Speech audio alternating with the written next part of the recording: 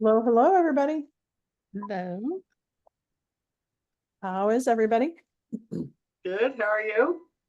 I am okay. I'm getting through my list of things to get out of here by 3:30 today to get to Spokane to spend the night before I have my butt crack of dawn flight out tomorrow morning. Where are you going again, Debbie? I am heading to a working Abbey, Oh, that's in right. Rainbow, Yeah, California. So yeah, amazing. Finally. I know, right? And I found a room for 98 bucks at the casino in Spokane. So I thought, I'm going to stay there instead of that ratty old Best Western across the street. Oh, yeah. So, but I feel like now with a dog, I have more things to pack for him than I do for myself. And I pack really lightly, but this trip is weird because the weather is supposed to be in the mid 60s as the high at the Abbey. So I'm wearing layers and I need to take like my hiking poles and so I have this huge suitcase. And then at my sister's, it's going to be 80. So it's kind of like a hit or miss And you're kind of flying thing. with the dog. No, the dog is staying here with Jenna Moss. Oh, okay. So early this morning, I dropped off all of his stuff and he's down here laying. I'm going to miss him. He's Mm. gonna be gone for 9 days. And then I got to run out to get his nails. His front nails grow so much longer than his back nails. And I need to go get something, but I don't like to clip them myself because I used to make my old dog bleed and I hated that. Like that's not okay with me.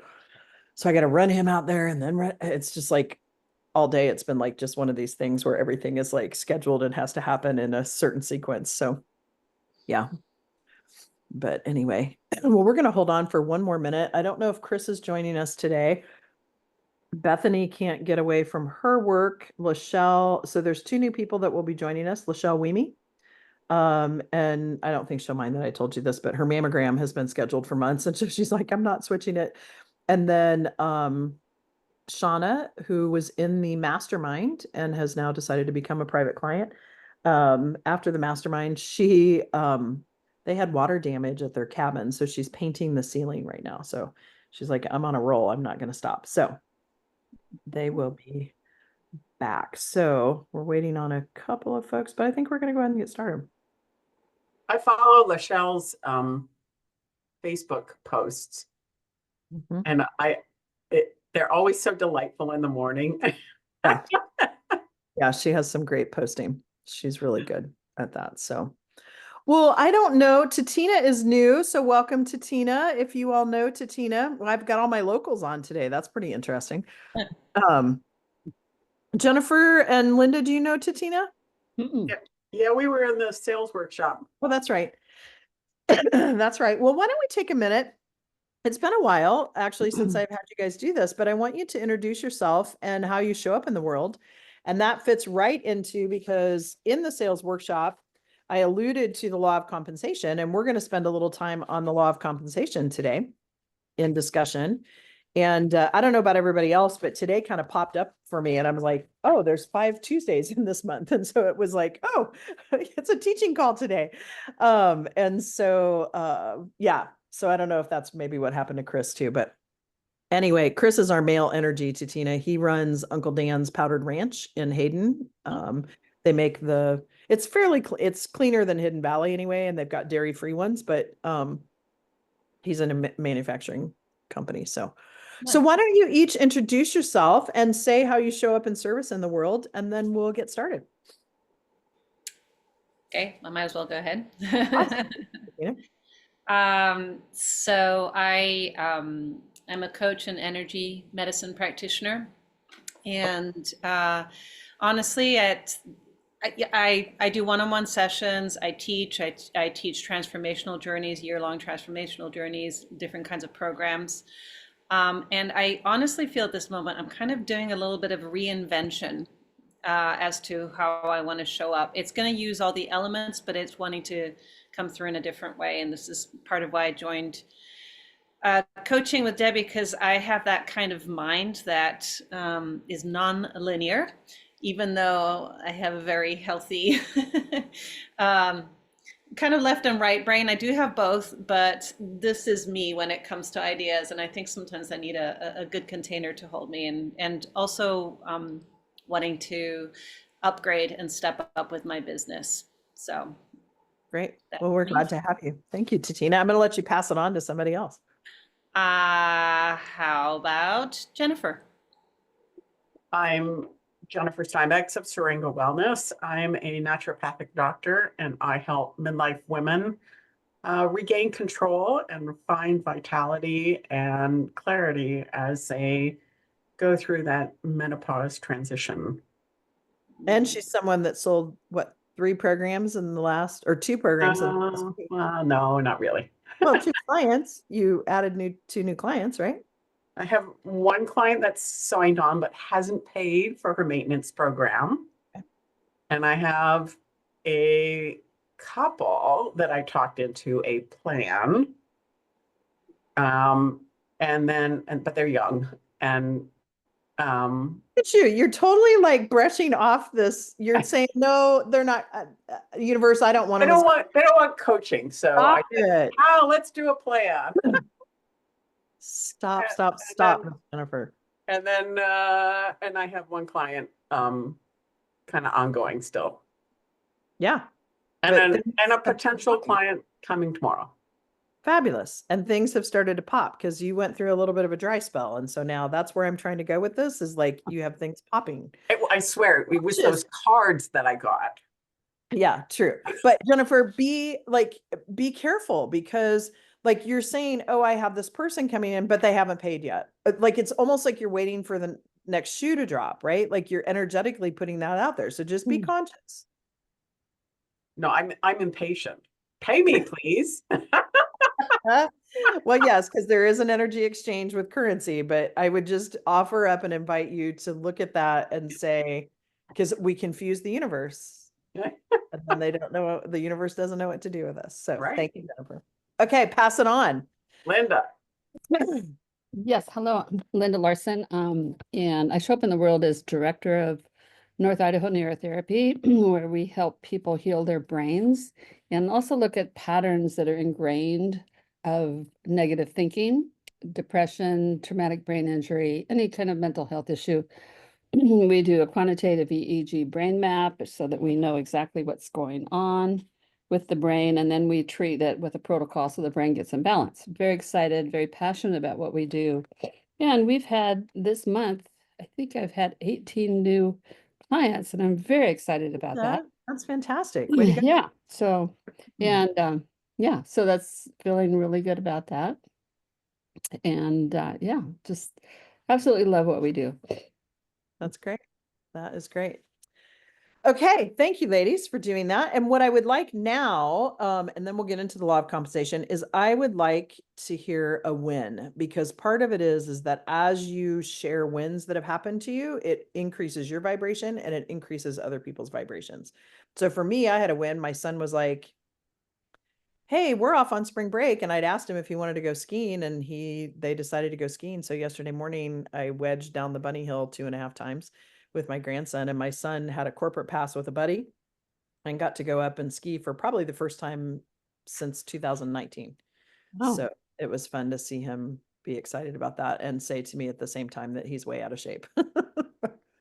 So I'm going to pass it on to Jennifer. The win. I don't know, just all the good things. It feels like something has shifted, so that's kind of good. Yeah, I'd say that's really good. Thank you. Okay, pass it on. Okay, Tina. Yeah, my win is definitely an internal one. I've noticed that this may sound strange, but I have some debt and I've kind of taken on some more and I'm actually feeling really relaxed. And that's kind of a win because I'm, originally Dutch and the Dutch do not do that kind of thing. And so that feels good. And also just there's a potential client that I'm seeing tomorrow for a session who who I feel may well sign on for a longer thing with me. Um, So, I'm aware that I didn't really say how I actually serve people. I support mostly women in clearing energetically what limitations, blocks that go way, way, way back, those subconscious things, so that they can actually step out and shine and bring their gifts to the world. So that's one of the ways that I support. Yeah. Thanks for listening, and I'll pass it on to Linda. great. Hmm. Thank you. Well, the win is big win was having 18 clients. 18 plus clients. Actually, there's more than 18, that come in, and I'm do all the consults. And I love meeting the new clients and giving them, because oftentimes when they come to us, it's like their last hope. They've tried everything. And to give them the knowing that not everything you're dealing with is you can talk yourself out of it. So we see what is biological in your brain that you can't talk yourself out of it. And then what's the cognitive process? And that's often a huge relief for men and women and kiddos that have struggled sometimes for years of dealing with something that they haven't realized is really biological. Brain injury, all sorts of stuff, PTSD, all of that. So that's a huge win because I love being able to give people solid, this is what is your brain. It's not what we're guessing. Your brain tells us what we need to know to help your brain get better. And then we can actually treat the brain. So I think that's it. Yeah, thank you. Yeah, very excited about that. Yeah, and thank you guys, because what I wanted to teach on today was the universal law of compensation. And basically, and I don't know if any of you have this, so I'll send this out to you guys, but I went through and created, based off of reading and research and mentors of mine, a packet about the universal laws that I teach on. And I did realize, I think I'm missing the law of sacrifice. No, it's here. There was one of them I was missing the other day. I came across it and I should have written it down because now I can't remember which one it was, but I will shoot this to you in an email. But basically the law of compensation says you're compensated according to the need for what you do. And here's the thing. I want to back up for a second though, because how I've kind of taken it is around business. But one of the things to understand is that the law of compensation says we're going to be compensated in direct proportion to the need for what we do, how we do it, and the difficulty it is in replacing us. And that comes to value, right? Like having people see a value in what you do. Now, here's where I wanted to back up for a minute, because this law of compensation is not just limited to money. Money is one form of compensation. And I know some of you have heard me say this before, where I have a spreadsheet that has every one of my clients. It has every single person in my local Souls in Motion connection group. It has any and all people in my masterminds, anybody that's in a program of mine. It has the coaches that coach for me. And so what I do is I have a column in there too that I do gratitude around, because what happens is compensation includes relationships. It includes opportunities that we're given. Compensation is about knowledge and spiritual growth. Sometimes, like we're given something for free and it's like, whoa, okay, I'm going to add that to my evidence bank that there was money I didn't need to spend, right? Like currency, if I'm thinking in currency. There are ways to give back, like all the time. You see people that are doing meals for people and you show care. And part of what happens is in the law of receiving, you receive the first rule is in giving, you shall receive. Right now, you don't want to go with the intention and the attention that I'm going to give because I want back. That's not how it works. But we are focused, like when I'm talking about the law of compensation, I'm kind of narrowing in on your business, but I don't want you to forget it's not just limited to currency. It's not just limited to money. Right. And so it's really, and all of these laws kind of intertwine with each other.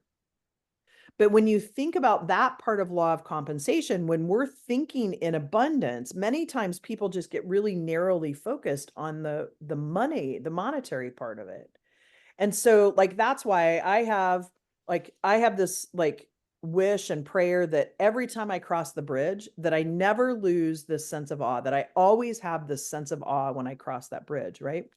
So every day I'm noticing either the sunrise or the sunset or eagles that are hanging around somewhere or the swans that end up down at what's left of Dog Beach, and like all of these things that I can see and or hear when I'm crossing that bridge. And so it's about bringing that into your mindfulness. So when you think about abundance, and when I talk to people about like, look at where you saw abundance today, it's not just in the monetary piece of it, right? The monetary piece is one measure that we use, but start noticing like if someone buys you coffee or buys you lunch, or if someone says, hey, I want to gift you this. The other day, I don't know if you guys know Karen, she's so cute.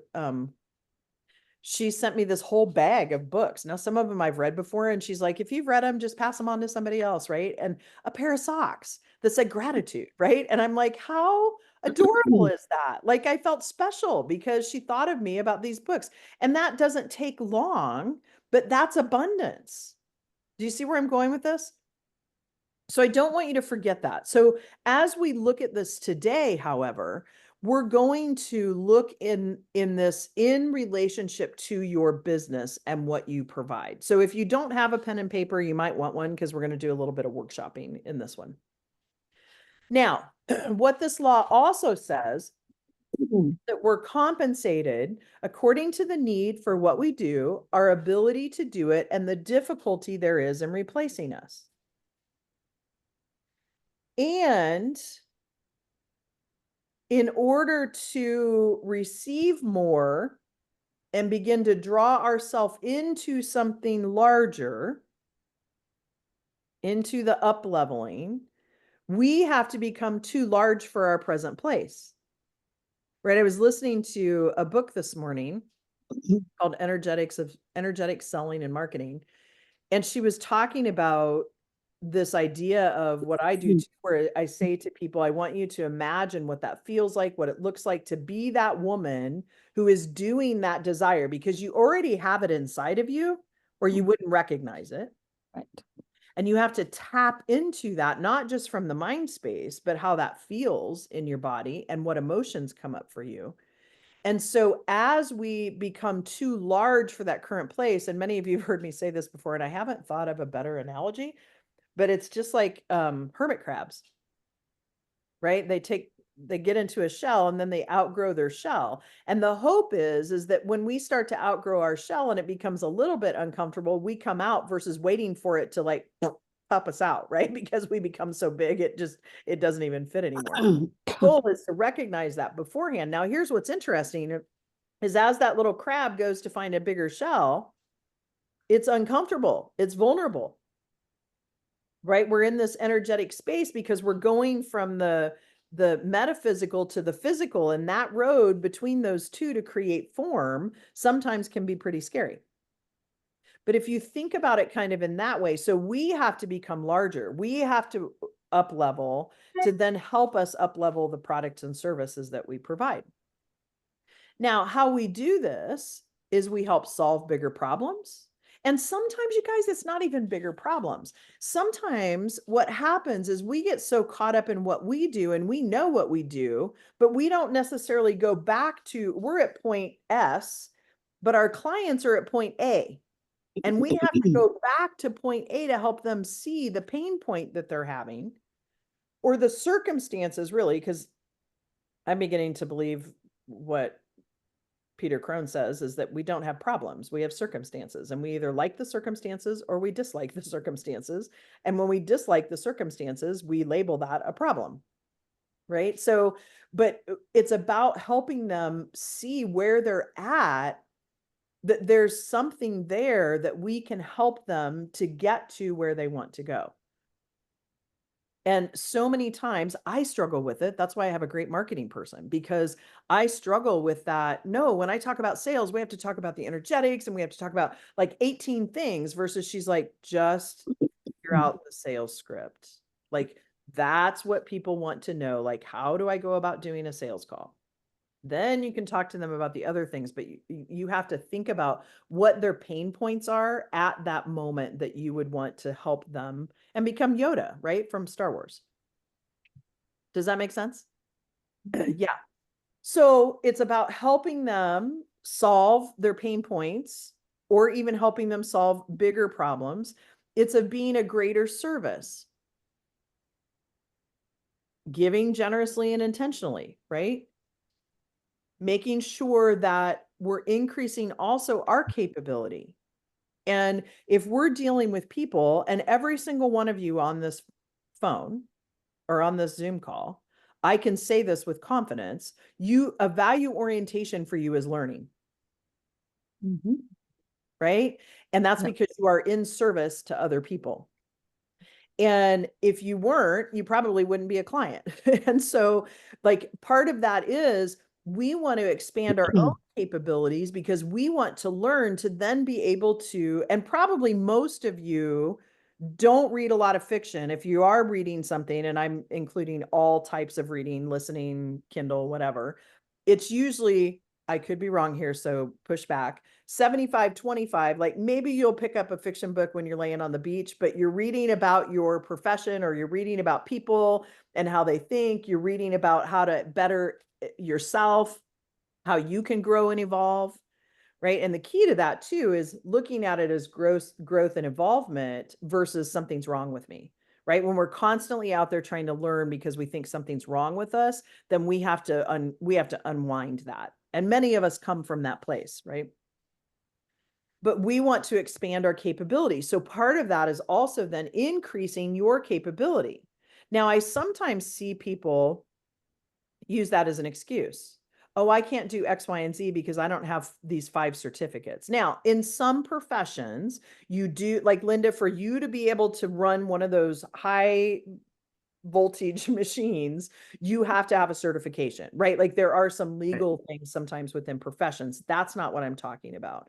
But we sometimes can use that as a crutch to say, who, me? The imposter syndrome creeps in, right? That road between the metaphysical and bringing form of, am I capable? And that's not what I'm talking about. It's more about that desire to grow and learn and evolve so that you can then help your clients grow and learn and evolve into what it is that you're helping them solve. Then the last one really is about owning your own value and your worth and your unique self-expression. Nothing do I hate worse. And hate is a strong word for me. I don't use that word very often. Is this whole idea of comparing, right? When people start to compare themselves to other people, right? Tatina is a coach. I'm a coach. Jennifer's a coach. Linda, you're a coach of some sort, right? Like we're all coach/counselors, but we focus on different things. We each have our own unique self-expression. And if we live in a world, and if we say we believe universal laws, then we have to believe that there is abundance. And that if all 4 of us walked into a room and all of our ideal clients were in front of us, that we would all, if we're doing the things that we know, we would all be attracting clients.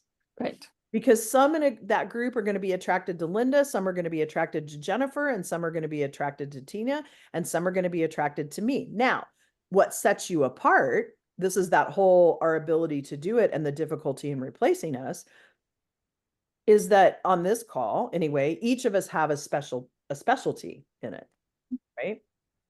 But when you walk into, and I used to do workshops with a gal, her name's Misty Springer out of Spokane. And we were always like, I'm not worried about it. And she wasn't either, about we do these together. The call to action is to talk to both of us and whoever people resonated with, right? And some workshops she would get a few more leads than I would, and other workshops I would get a few more leads than she would. But that wasn't why we were doing it. But the point is that we have to own our own unique self-expression and be okay with that and not compare it to other people. Because each of us are doing things slightly differently.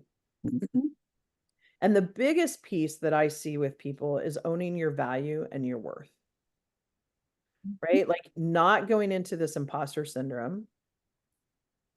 And it shows up in many different ways for people.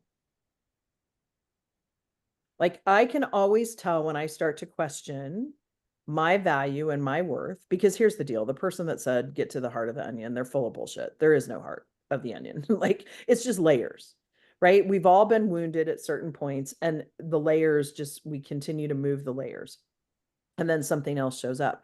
But I can always tell when I start to question my value and worth because I go into scarcity. And when I go into scarcity, I open my refrigerator and there's one person, and I open the refrigerator, and I said this on the sales workshop too, there's more food than one person could eat in a month, let alone a week, right? Because a lot of what I'm buying is perishable. And so that's one physical representation for me. But understanding what you are valuable, like the value that you bring, and not feeling the scarcity or the fear of comparing it with someone else, but just showing up, knowing who you are and being comfortable with that and showing up in that awareness attracts people.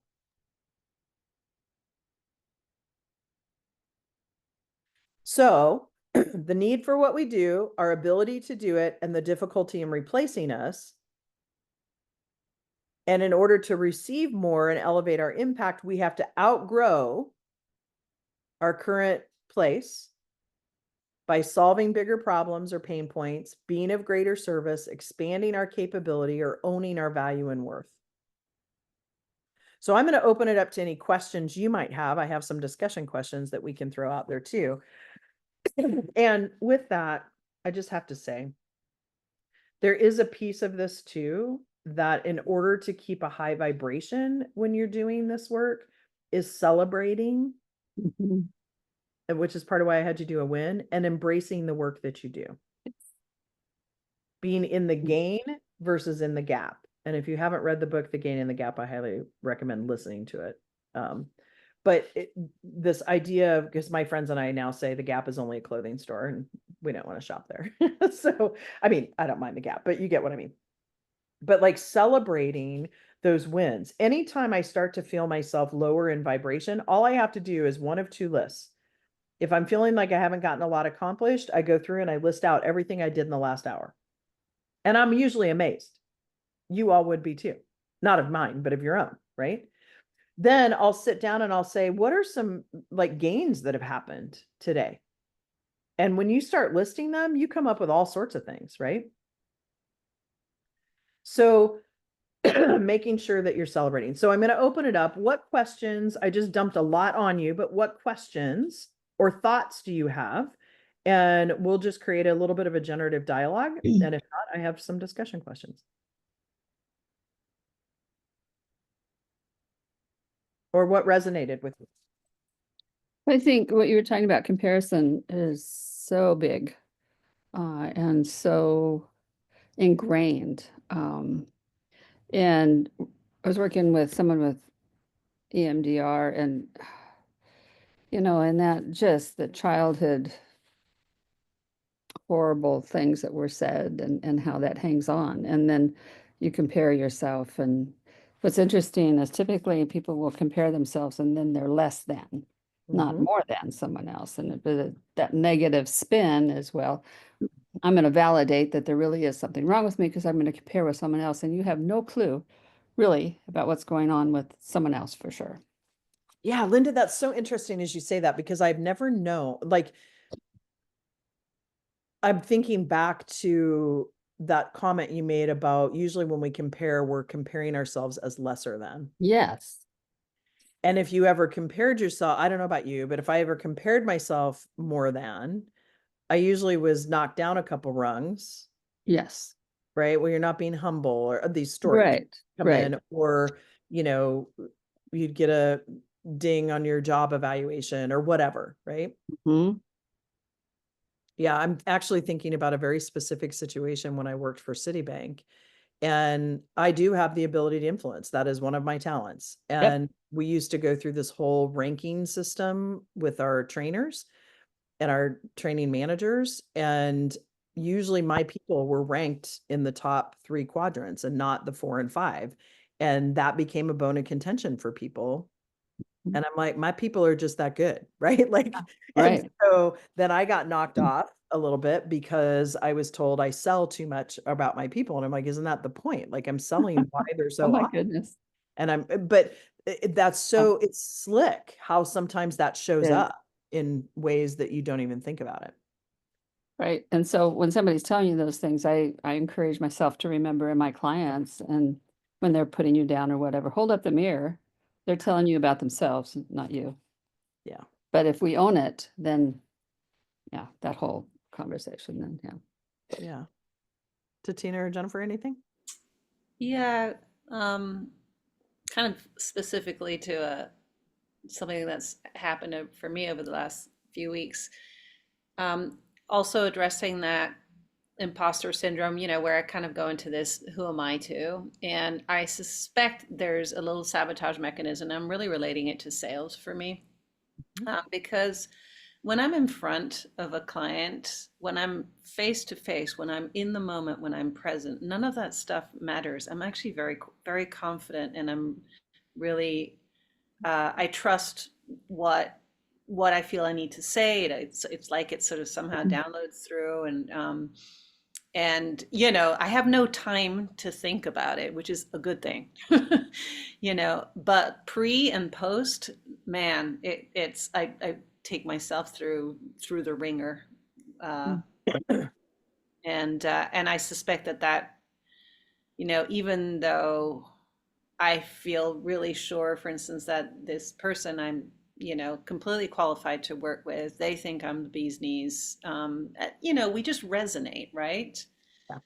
But then afterwards, I don't, maybe I'm giving myself too much credit for pushing away or something, but yeah. Anyway, that's a thought around that. Yeah. And Tatina, when you say you put yourself through the ringer, is that just negative self-talk, the imposter syndrome, like all of those, like what Yeah, we it's not, hear it's out loud sometimes that it's we not hear? even verbal. It feels like a sinking feeling in my stomach, which is very closely related to shame, actually, for me. Okay. Yeah. Yeah, I think shame is kind of a big one, and believe you me, I've done a ton of work on it on myself, Yeah. and I think now it's kind of more of a refinement because it doesn't stop me from showing up. It just, it'd be nice for it to be just a little bit easier, and talk about sort of comparison and negatively comparing. I think, I don't want to generalize, but I'm going to. I think that tends to be a female thing. At least the trend is, because I often hear men talking about the fact how they actually put others down because they think they're so much better than those. It might be a little bit too much this way sometimes, but yeah, it's almost like it's in poor taste and unladylike to, you know, um, to own it, really. It's like, ooh, Yeah. I said that, ooh, you know? Yeah. And Tatina, it's interesting too to hear you say that because I've done some studying on like raising boys and how boys are starting to have more and more, and this started about a decade ago, more and more eating disorders, more and more things because of this comparison. And now it's coming into the male version. And like I think about when I've been around men like that and their egos are definitely out, all I see on their face is this little boy, right? Like that's trying to make themselves almost like the turkeys right now that are preening, right? Like they're like coming out into this thing. And so I kind of look at it similar, but a little differently in the fact that I think there are men out there that will put other people down, but I think that is a mask for them of their insecurity. Now I see other men owning it and being very confident with it. And I'll see sometimes where if you had two people, one was male and one was female, and and I'm just using the two pronouns right now, but and they both acted the same way, society looks at that differently. Yeah. Yeah. Yeah. And that owning it type of thing. But I think it's for me, I've noticed it's getting better, and it might just be the people that I hang around with, right? That there's almost a level of expectation that you own your greatness. And Mhm. when you're around people like that, it's pretty awesome. Yeah. Yeah. Yes.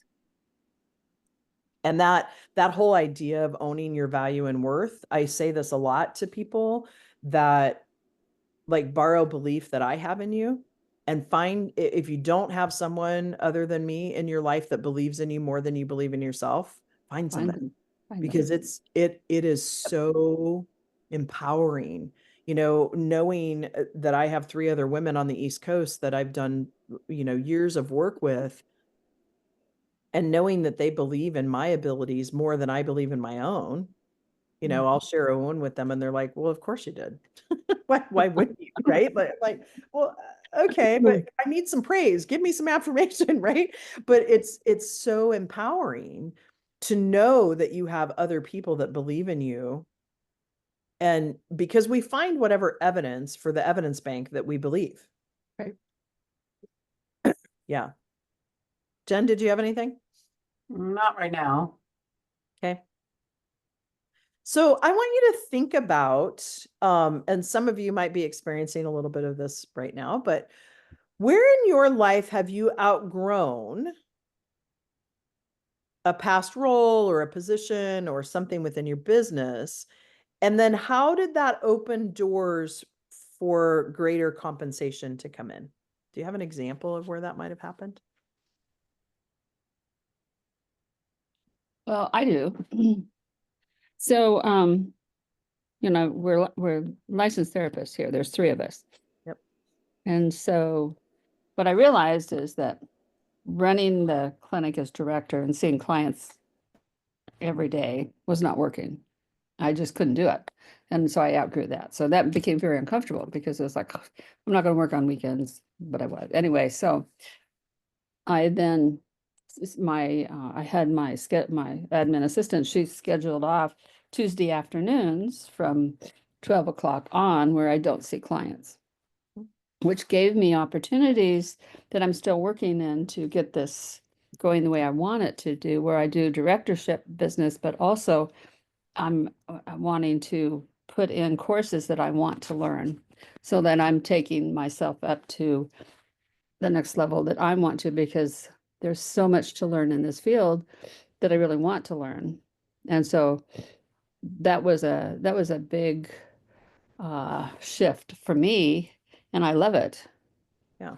I And really how has do. that led to greater compensation for you? Well, what I do is I have an intern now that is here, that she's now licensed. So I supervised her for a year. And so now she's bringing in money. And so that's how the clinic is making more money. Yeah, and Linda, like what I'm hearing you say too is this idea of, and I talk about this a lot too, is that we as CEOs need to have time to work on our business, not Yes, just in our business. correct. And so you carved out time to work on your business because when you started, it was just you. Yeah. In a And very somebody, short period of some, time. a grown. very wise woman told me that a long time ago. Thank you. Thank you. But yeah, when I look at today, right? Like you have how many on your team now? 7 or 8 total with your admin and your, We have 5, yeah. and I And love it. so, yeah. And so you're working on your business, which then Yes. creates more creativity to think about Yes. other ways to serve clients. And then when you go Yes. about looking at other ways to serve clients, that helps bring in more money. It really does. Yeah. When I used And to sell Yellow Pages, I always had a sticky note on my thing around, because our managers would give us goals on sales and all this kind of stuff. And I had this sticky note that says, if you talk to people and connect with people, the money will follow. Right. And boy, that's true. like just looking at if I'm focused just solely on getting the money, then I'm not doing a service. The intention of what I'm doing and the attention, and I'm being very specific about those 2 words, the attention and the intention that I'm giving that comes across, and that's not a connection. Yeah, correct. And I actually had time then I connected with um, Psychiatry and Neurotherapy of North Idaho. And they've changed their name recently, but I've connected with the person that does the neurotherapy there in Coeur d'Alene. Great connection, good collaboration, and so he's going to come up here. I want to go see his clinic. Some really Yeah, good that's great. ideas from both of us. So having the time to connect, not just with clients, but colleagues. I think is really, I mean, he said, oh, I'm going to start referring to you. I didn't realize you were doing that. So that wasn't the reasons for the call, but that happened because of a connection. And I'm really excited to meet him. I really was impressed with him. And so Huh. that you're right, I love that. And I think that's one of my, well, I know that's one of my values that I have as I connect. And Yeah. I connect on a really deep level with people and my clients. And I love it. It gives me energy. So that was a really good reminder, Linda. Connect more with your colleagues too in the field. Absolutely. Thank you. Mm. Tatina or Jen, do you have an example of where maybe you outgrew something and it opened up greater doors for compensation for you?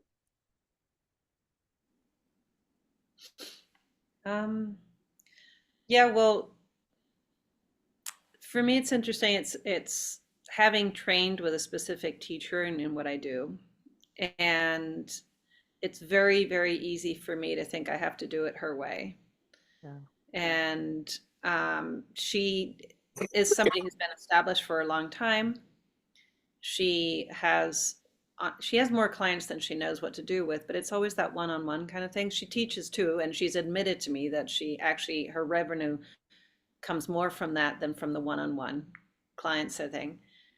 And once I kind of got comfortable with the idea that I didn't want to, have this incredibly full book of sort of clients, it just got me a lot more creative in terms of how I presented and what I charged as well, honestly.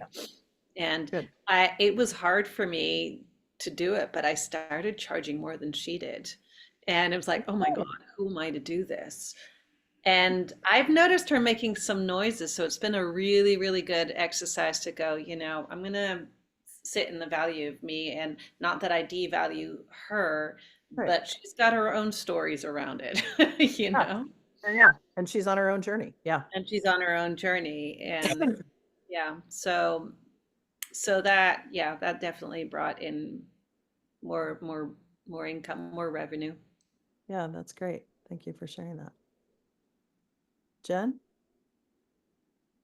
Well, I reduced the number of days for self-scheduling online, and all of a sudden it's like people are wanting to schedule, so.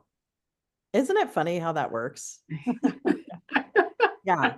I had somebody one time, actually, my friend Cynthia, say to me when I first started doing more of this coaching business. I mean, I was doing projects for like Winter Ridge and other companies that I was involved with, but like actually starting to do coaching.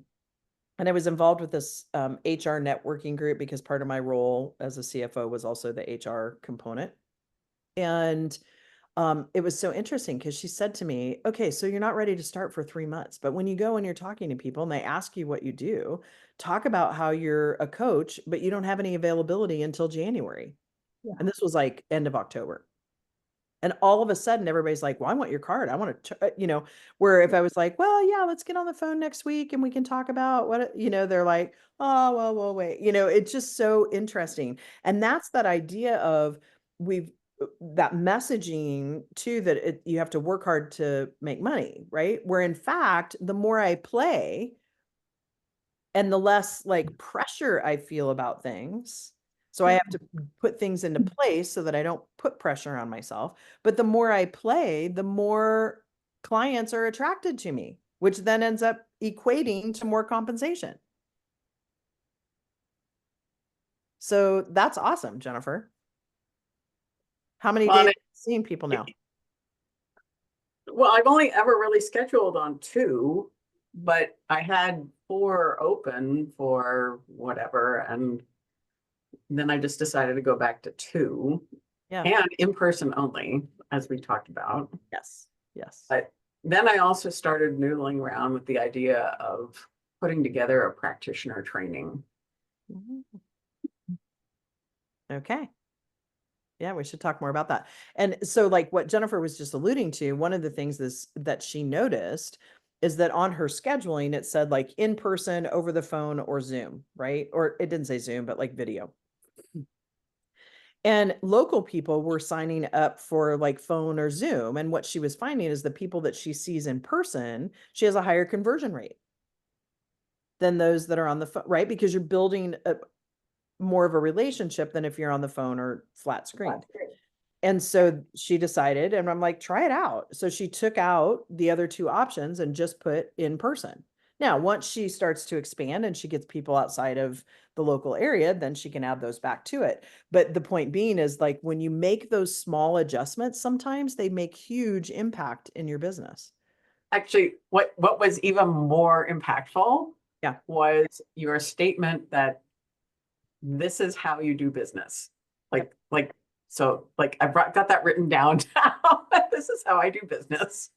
Yeah. You have to know what works for you. And if something doesn't work for you, I've gotten to the point now where one of the last talks that I gave, it was in the afternoon. I was the last one on. The energy was low in the room. I was tired. I kept forgetting things, and I was just like, I can't speak in the afternoon anymore. And so I've had 2 or 3 requests, and one of them turned me down because I said, can you promise me that I'll speak in the morning or at lunchtime? I don't mind speaking at lunch.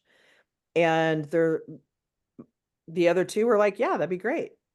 And so I know that that's my better time. That's just how I do business when it comes to speaking. And it's okay to state. Now, sometimes you can be flexible if it works for you. But in that case, like, there are certain ways that you want to do business, and it's good to evaluate those every once in a while, right? Is the market okay for that? Like before COVID, many of us didn't do things on Zoom because it wasn't an acceptable means of doing business. I think about telehealth particularly, right, for counselors. And there's certain things that until like, it happens, and there might be things that you might need to shift, right? Like, so people that were more shut down had to shift and go to more of a virtual type of situation. And so there are times we need to shift, but you have to figure out what works for you. Just like Tatina, you saying, I wanted to coach individual and not do a bunch of group stuff. That's what works for you. And people will be attracted to that because now you feel confident in what you're doing. And so that vibration, and I'm talking to all of you here, that vibration then goes out into the world. And that's the value, because a lot of times the pain points that we're trying to help them with is really not the true pain point that they have. Like I say, I help entrepreneurs make a lot of money doing what they love to do without sacrificing what's important to them. And I talk to people about then their pain points of they feel shame or guilt because when they're working too much and they feel like they have too much work to do and they need to be at home and want to be with the kids, or then when they're home with the kids, they are like thinking about work, and then they feel bad because they're thinking about all of those things. They want freedom. But if I say I help people have freedom, some people are like, what's that mean? I don't need to be free. I'm already free, right? Like, they don't. And so that's where too, and I want to ask this next question.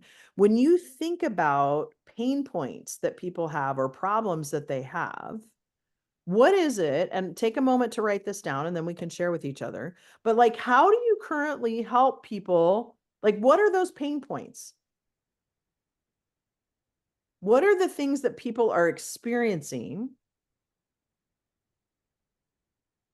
Think about emotions. A lot of men and women I talk to are frustrated because they're brilliant people and they've done their own work. But one of my mentors says, the longer you stand in your own shit, the less it smells. Right. So we don't see some of the gaps. I have a business coach, even though I'm a business coach, because I'm too close to my stuff. So when you think about some of those pain points, it's not necessarily the immediate thing that you're selling. There's a deeper pain point in there that usually people want to solve for. And when I talk about people being brilliant, they get frustrated because they're doing the same things over and over again, or they try something and it's not working. And that's frustrating to people, right? So some clients I talk to, that's really their pain point. They want to stop being frustrated. They want to see something work. So take a minute and jot down a couple of examples.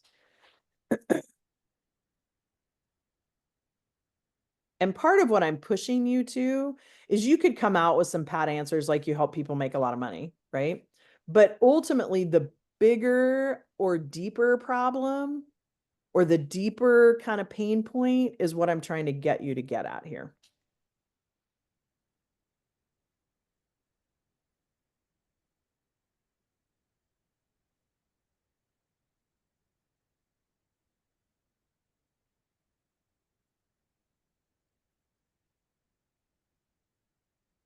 And then on the same piece of paper, and then we'll share, but I want you to, and one thing that I'm going to try to do is if you put qualifiers in this when we're sharing with each other, I'm going to like do something or say the word pineapple or something weird, squid, to make you realize that you're devaluing yourself or making like thinking, oh, I'm not being humble. So, well, blah, blah, blah. You know, like we make these statements to make ourselves smaller than what we are.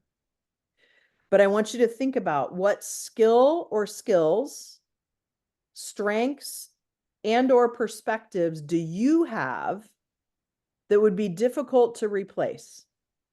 Not in comparison to other people, but why is it that people would want to come do business with you? What does set you, what, like for me, I know there are other coaches that go out here and do this, but for me, what I feel like sets me apart is that I help work on the structure part of it and the business end of it and the interpersonal mindset, feminine and masculine, right? Like I try to work on the holistic and look at their life versus just the business.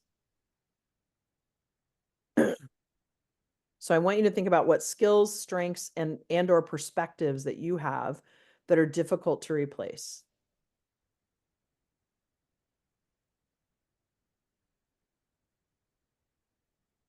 Like what makes you you?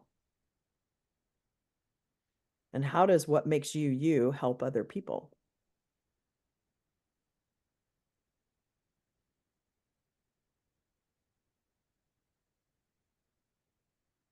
And then what I'd like to do is I'd like to share the answers to both of those. Like, what is it that you help solve for other people? What pain points? And what about you helps them do that? Linda, you want to start us off? You had like a Sure. little head shake, like, okay, I got this. Yeah, this one. Okay, so what I help people with is, when they come, it's usually anxiety, stress, depression, and all those things, and then helping them go underneath that. And it's often like what I'm going to say your name wrong. Tatina. Tatina, sorry, apologies. It's connected to shame and emotional wounds, and when I'm working with men, they'll start out by, I'm really frustrated and impatient, and then I help gently or sometimes firmly lead them to what's that real thing, feeling anger, and then what's underneath your anger. So we put, these words, acceptable words, instead of really what it really is, and then you can deal with what's underneath that anger. So you really help people get to Yeah. core belief. Yeah, absolutely. Yeah. Because that's where healing and freedom happens. And when we're doing the neuro work at the same time, it helps the brain release even more. So Yeah. that's just, what I love about that too. And So for Ha- you, the bigger picture is too, you help people heal, yes, like absolutely. long lasting, not just for a month. Yeah. No, and I'm also a creative solution finder, and I love that. Yeah, and healer of hearts and minds. So that's part of what I do. And what I was talking about before is I connect. How I show up, I connect and I validate, and I'm safe. I get that feedback from people that, oh, they can breathe because they really feel safe with me. And then helping them, by validating them and listening to them and being present with them, is they get hope. And that is something that I love, when people can grasp hope. And I'll often say, Debbie, what you just said, because they'll say, is there really hope? And I said, yes. And you can borrow my hope in you because I see that and it's Yeah. there. Because it's really hard for people sometimes to really feel hopeful when they have had so many painful things that have happened to them and they're dealing with a lot of things. But yeah, so that's my strengths, my values, and what I love to bring to the world. Yeah. And I would even go so far, Linda, and then we'll move on just due to time. But I would also go so far as to say, because I'm finding over the last 6 months, people just want you to get to the heart of something too, Yes. like not the fluff. You've Right. had personal experience. Mhm. You like, you know that life is too short and you want people to have hope and you want them to be able to Yeah. their lives, right? And Right. transform. So like for your own belief, right? Like those kinds of things too. And you have listening skills, all of those things too, that are, yeah, pretty awesome. Who wants to go next? Thank you, Linda.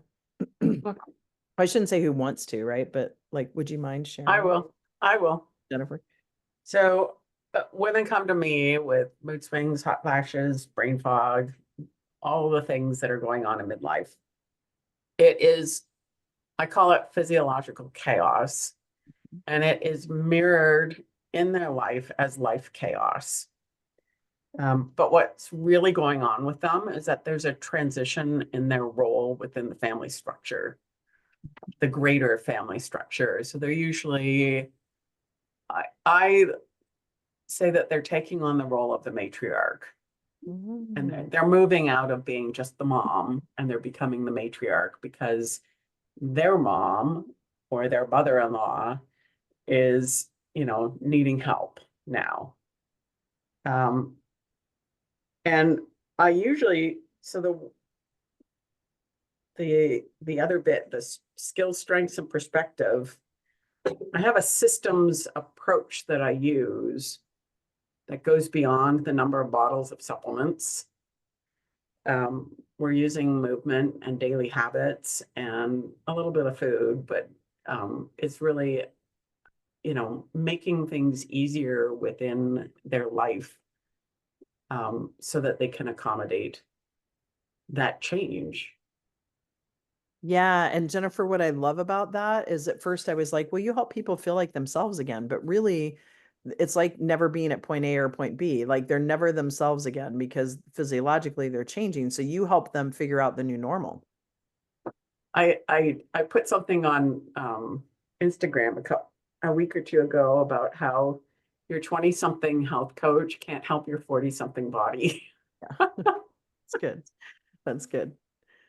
Yeah, I heard something today too on that same book that it was talking about, like if you have a 1965 vehicle and you keep it, in great condition and you don't use it very often, it's still in great condition 60 years later, but you can't not use your body. So really aging is not your body breaking down. It's simply your body, like the use of your body, right? So yeah, different perspective. Tatina, what about you? Thank you, Jennifer. Um, you can right away say pineapple because I was gonna say after Don't hearing even say it. well, both Linda and Jennifer, but I can really correlate to Linda, and so I went into a comparison for a moment. But anyway, whew, okay, throw that away. So when people come to me, a lot of the time they're actually in emotional pain and they want to be able to move through it. And they often they're stuck in their lives. A lot of it's got to do with be it family relationships, intimate relationships. There's usually kind of some of the pain points are a lack of confidence and a stuckness in being able to move forward, and a lot of it sort of feeling powerless to change things. It's kind of they're looping, and they realize a lot of times they quickly get an awareness that they realize that they are carrying old messages about themselves that no longer serve.